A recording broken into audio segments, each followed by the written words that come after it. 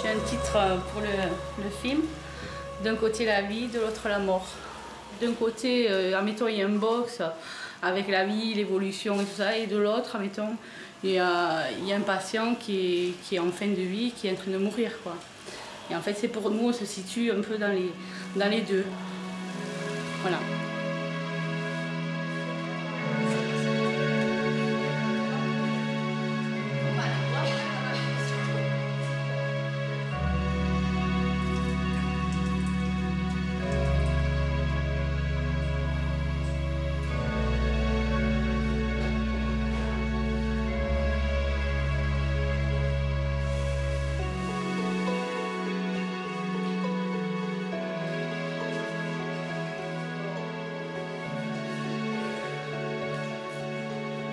Là, il n'y a pas de signe oculaire. Cet œil, il n'est pas réactif. Hein. Et là, on en est à combien de jours de son traumatisme? C'était le 21, 10 jours.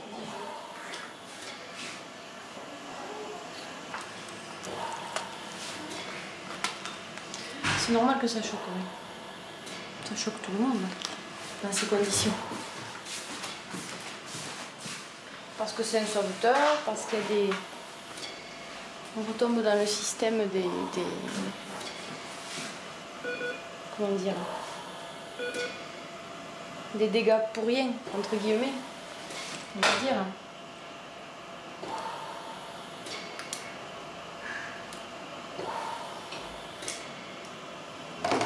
Dégâts pour rien parce que, bon, je pense qu'ils se sont déplacés pour pas grand chose, pour quelqu'un qui s'est vite affolé. Enfin, encore une fois, c'est la version qu'on a nous aussi, mais a priori, c'est ce qui s'est passé, c'est dommage. C'est quelqu'un qui était parti en montagne, qui peut-être connaissait pas bien la montagne, qui s'est un peu affolé parce qu'il était fatigué, parce qu'il est perdu, et qui a appelé des secours, et voilà, et bêtement... c'est peut-être pas une raison... Enfin, on n'y était pas, personne ne peut juger ça non plus, c'est sûr.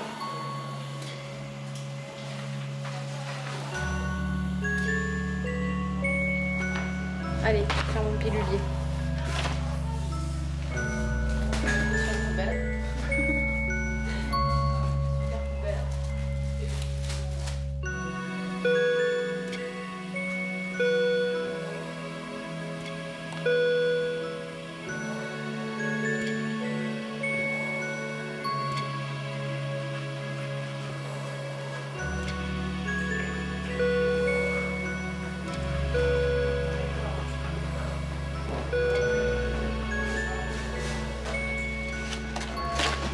Je regarde et c'est un monsieur qui a été agressé par un coup de couteau, plaie cervicale liée à un coup de couteau et qui s'est aggravé secondairement, qui a fait un hématome sous-dural le 29 à la suite de ce traumatisme.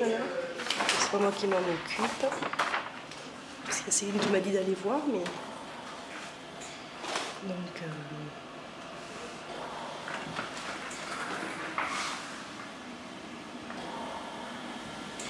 Ouais.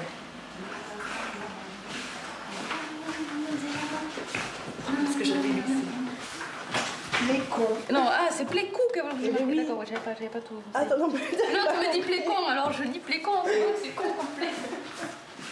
Bon. Bon. Bah, il fallait que... Non, rien du tout.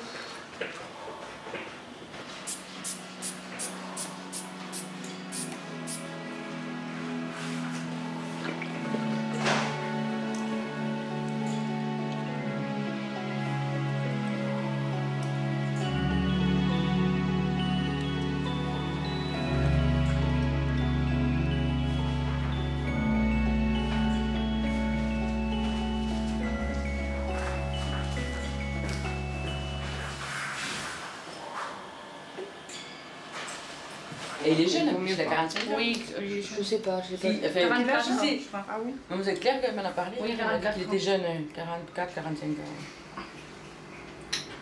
Voilà, donc il s'est re-aggravé, ils l'ont opéré du sous-dural, il a depuis 6 heures, je crois, il est arrivé. Enfin, 6 heures, il est arrivé, il est reparti au scanner et au bloc. Donc on est à 7h30, 8h, et donc là il est en bille avec la pique à 50, PPC à 30, en bille, voilà. Ce qu'on fait, c'est qu'on essaye de lui maintenir une bonne tension et on attend. Parce que, à part, parce que j'ai vu effectivement SDF, lorsqu'elle m'a dit qu'il y a une roulotte, je sais pas d'où elle l'a vu. Moi j'ai vu aucune, parce que c'est les pompiers qui sont intervenus, il n'y a aucune feuille. Mais il n'y a aucune fuite du voilà. SAMU ni rien. Voilà, moi, je voulais Il n'y voir aurait s'il y pas avait un dossier endroit. aux urgences, il est passé aux urgences ce malade. Oui. Je voulais voir s'il n'y avait pas un endroit pour voir le lieu de l'accident, pour appeler la gendarmerie, je sais pas quoi. Alors on va appeler les urgences. Mais sur la feuille des urgences, c'est marqué amené par les pompiers. Est-ce qu'il n'y aurait pas un dossier aux urgences? Est-ce que parce qu'aux urgences, elles ont fait une entrée? Quelle gendarmerie appeler, quoi? C'est ça le problème. Et on ne sait même pas quels pompiers sont intervenus. Parce qu'à un moment donné, si ce monsieur décède, quelle que soit de la façon dans laquelle il va décéder, il va falloir quand même trouver une famille. Et surtout que c'est... Mais surtout qu'il y a dû y avoir une enquête, c'est une agression, il s'est reçu un coup de poignard dans le cou. Oui. Alors ce qu'on va faire, c'est que je vais appeler le commissariat. Allez. J'y vais. Bon, commissariat central. Nous, les infos que l'on a, c'est qu'en fait, ce sera un monsieur SDF qui a été agressé avec un coup de couteau au niveau cervical. Et en fait, moi, aujourd'hui, j'essaye de voir s'il y a une famille. On a une date de naissance, mais je voulais savoir si vous... D'accord, merci.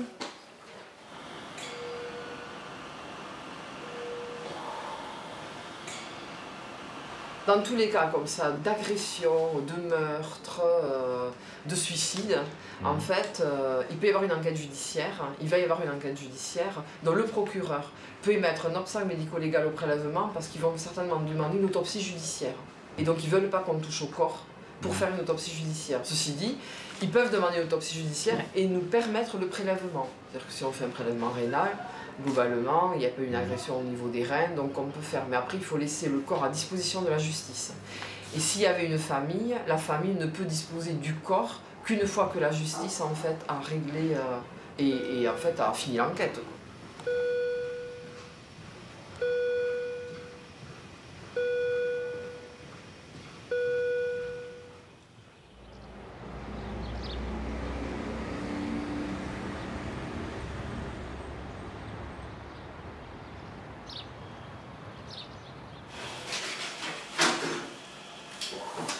Bonjour, monsieur Daudet. On va vous faire la toilette. Il a changé du visage. Il a dégonflé. Je ne l'avais pas vu il y a quelques jours. J'ai tout changé.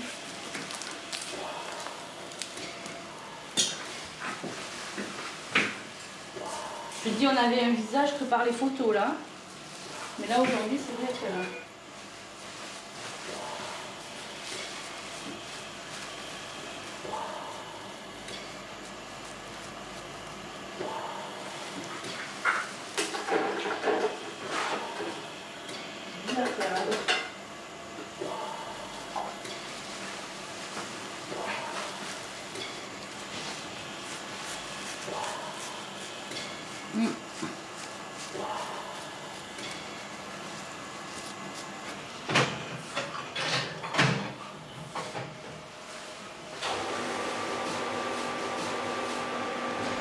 Elle lui donne toute son énergie pour qu'il puisse se battre. Hein, elle pense très fort à lui, elle l'embrasse. Mais je ne sais pas si c'est sa femme. Tu crois que c'est sa femme? Avec Hélène, on en avait dit que c'était sa femme. Avec cette carte, je te donne toute mon énergie pour que tu puisses te battre. Je pense très fort à toi. Eve. Mon trésor de ma vie. Ah, c'est celle-là. Toute la robustesse de cet arbre et tout mon amour et ma force feront que tu seras très vite près de nous trois. Je t'aime 3 fois plus, France. C'est vrai que c'était...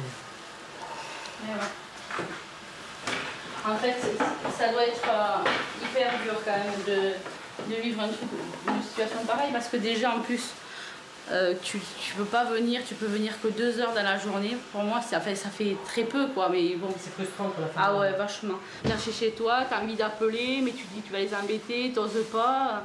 C'est vrai que tu as beau te dire, mettre à l'aise, dire appelez quand vous voulez, tout ça, mais bon, quand tu es à côté, aussi en même temps, t'oses pas quoi. Et ça doit être de pas pouvoir les voir. Je te dis que les journées doivent être longues. Hein. Surtout en plus chez des patients comme ça, des fois c'est vachement long quoi, l'évolution et souvent déjà on ne peut pas se prononcer, et on peut rien savoir, donc c'est vrai que ça doit être très très long à la maison.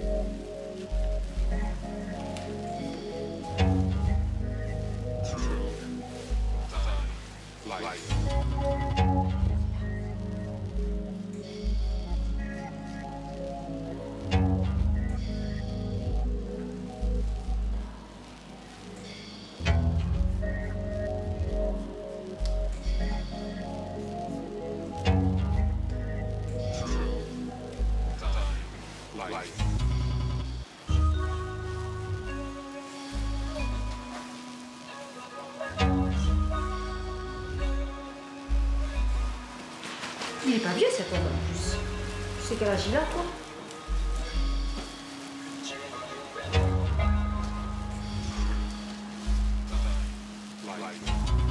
Moi je suis quelqu'un qui a une grosse carapace donc c'est pas quelque chose moi qui m'émeut. Je suis désolée mais c'est comme ça quoi. À part les gens proches, il n'y a pas grand chose qui me touche en fait. Je me suis tellement blindée depuis des années que. Donc je suis pas, je pense, une référence par rapport à ça. Moi j'ai vu des filles pleurer, j'ai vu des filles. Moi j'ai jamais vécu, ça m'a jamais fait ça. Même je comprends pas. Parce qu'on les connaît pas ces gens quand même. Ça te fait quand même un petit quelque chose parce que tu te dis. Franchement, les gens, ils ont pas demandé de partir, quoi. Mais enfin, après, ça passe.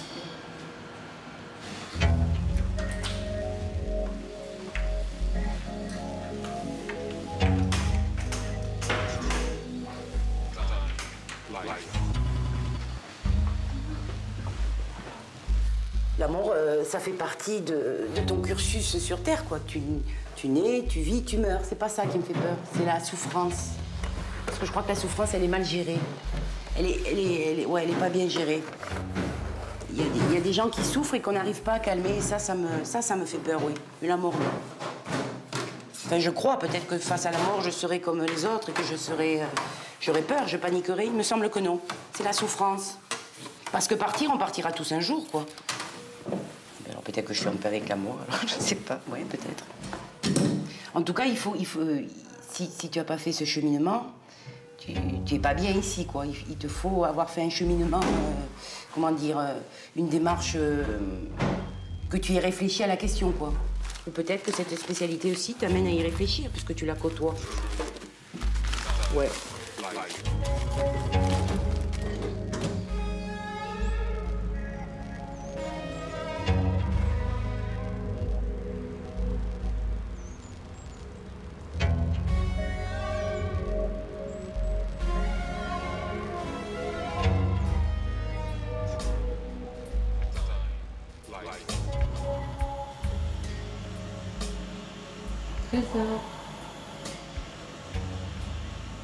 Trésor. Ça, c'est quand nous étions en Corse, quand il est rentré dans sa nouvelle fonction de la sécurité civile, avec Jonathan, Sébastien, en Corse aussi. Il est très présent avec les enfants, il joue, Puis là, c'est une démarche qu'on a fait ensemble dans les Pyrénées, tous les deux. Comme ça, elles n'ont pas qu'un corps sans visage. Elles avaient un visage, parce que là ça va mieux, mais elles avaient un visage abîmé. Et c'est vrai que c'est frustrant, on a l'impression d'avoir une tête qui n'est pas celle qui est d'habitude. Et là, elles me l'ont dit le lendemain. Elles m'ont dit c'est super parce qu'au moins on sait comment il est. Et comme ça, c'est pas impersonnel pour nous aussi, c'est important hein, de savoir qu'elle s'adresse à lui en sachant comment il est. Et puis là, c'est le porte-bonheur de ma meilleure amie. Elle a été très gravement malade et elle s'en est sortie. Elle m'a dit, je te le donne. Puis je tiens un cahier. Tous les jours, j'écris. Comme ça, quand un jour il ira, il saura tout ça. Voilà. Il s'imaginera les journées où nous on attendait, où on venait le voir. Je me dis que pour lui, ça peut être important à essayer de comprendre, à essayer de voir ce qu'on faisait sans lui près de nous, mais avec lui un peu loin. À mon sens, pour moi, c'était important. Donc j'ai acheté un gros cahier, puis voilà, j'écris tous les jours. Les enfants, toute la famille, moi, les amis, comment on le trouve, comment on le voit, voilà. Puis on lui parle tout le temps, même si on sait que là, il n'entend pas. On le caresse, on lui fait des câlins. On lui dit qu'on a vu. Enfin, voilà, comme s'il était un jour.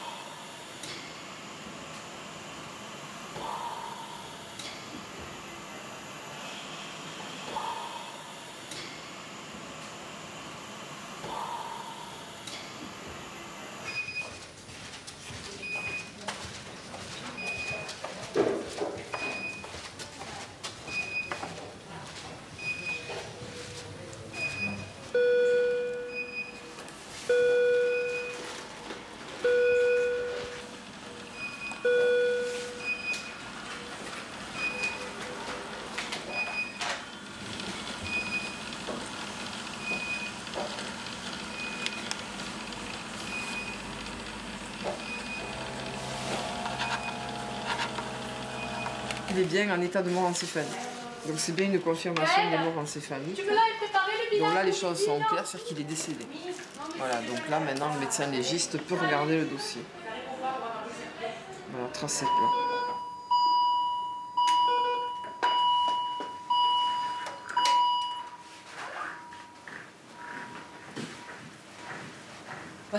On a une vie très remplie, on fait plein de choses dans la vie et puis tout d'un coup, clac, on s'en va, il n'y a personne autour, il n'y a pas la famille, il n'y a pas les amis, personne qui te dit au revoir alors qu'en fait tu as fait des millions de choses dans ta vie avec des tas de gens très entourés sûrement comme la majorité des gens, quoi. Et puis là, un moment aussi important de la vie où tu t'en vas, c'est...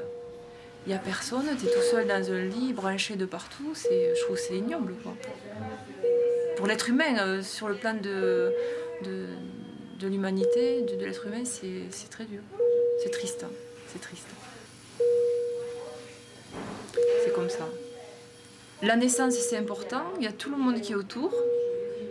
Toute la famille est là pour la naissance, pour accueillir l'enfant qui naît, tout ça.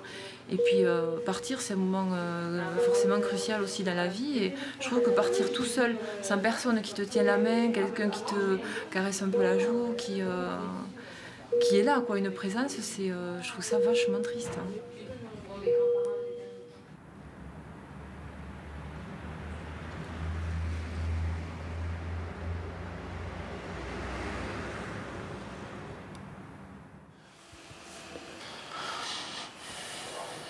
Tu sais, quand c'est un peu dur ce que je veux dire, mais quand un patient décède, quand on doit lui faire la toilette, on voit le corps, quoi, avant tout. Tu as assisté à des toilettes mortuaires, on voit le corps avant tout, quoi. Moi personnellement, à ce moment-là, je pense pas à l'âme, je pense au corps et à la famille. Voilà. Donc j'essaie de rester cartésien. C'est vrai qu'après, quand on rentre à la maison, c'est là où on commence à penser un petit peu à l'esprit, à l'âme. C'est là qu'on commence à y penser. On se dit, ah ben, quand j'étais en train de faire la toilette, je sentais qu'il y avait quelque chose qui me pesait sur les épaules. Tu vois, on se remémore un petit peu les moments de la journée, notamment les moments de la toilette.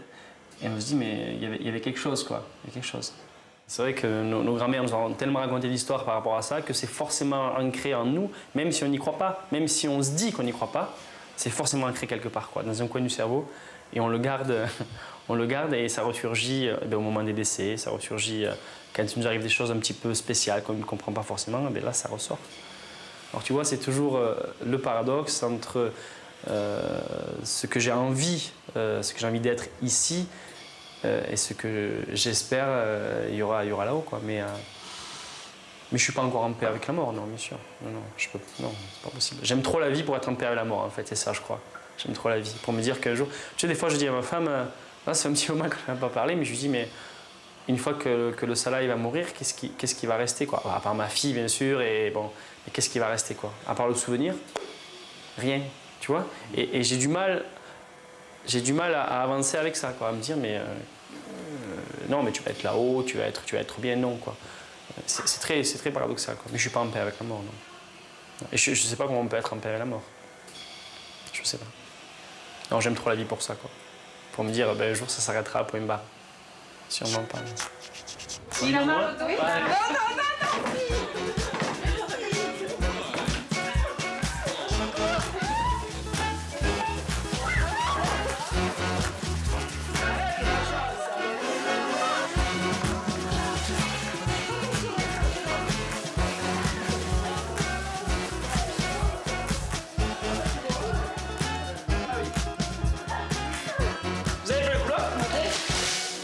Ce matin? On pourrait aller voir les inondés là, nettoyer la maison. Mais c'est mon limite. Je peux pas tout faire, hein? Je peux pas tenir le mur, répondre au téléphone, hein? Non, voilà, mais bon. Il faut pas voir que ces côtés-là, que ces côtés de franche rigolade. Il faut comprendre aussi que notamment ici, c'est quand même très très lourd et sincèrement, on a sûrement besoin de ces moments-là. J'ai évité l'orange, très bien. Quel orange?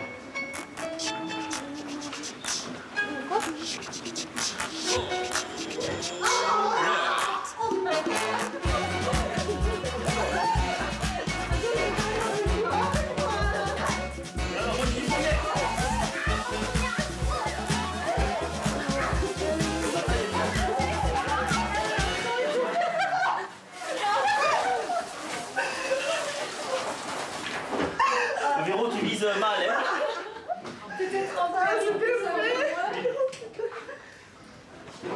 Et même si Dieu juste... Salope.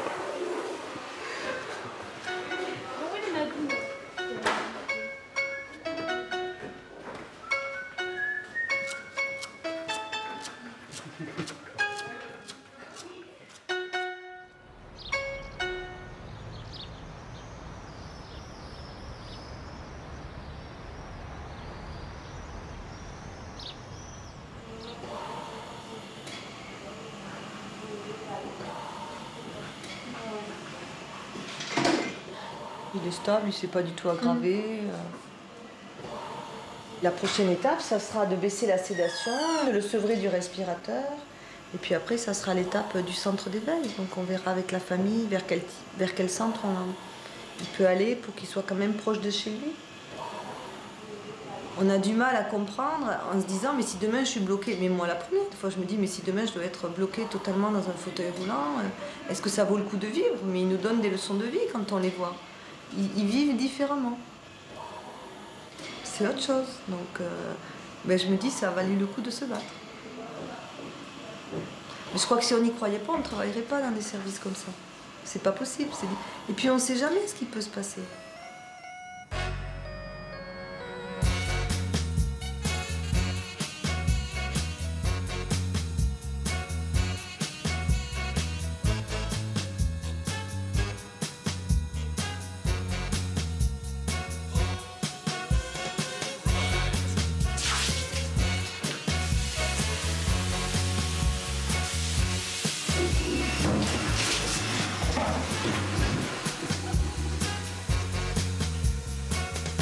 C'était toi, François? Il est déjà parti. J'aime pas être mouillée.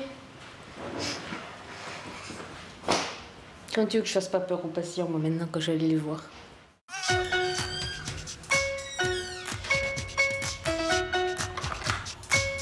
Oui? Bonjour. Allez, sur là.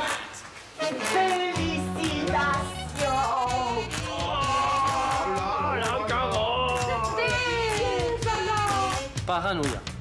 Sabine, pas toi! Elle aussi.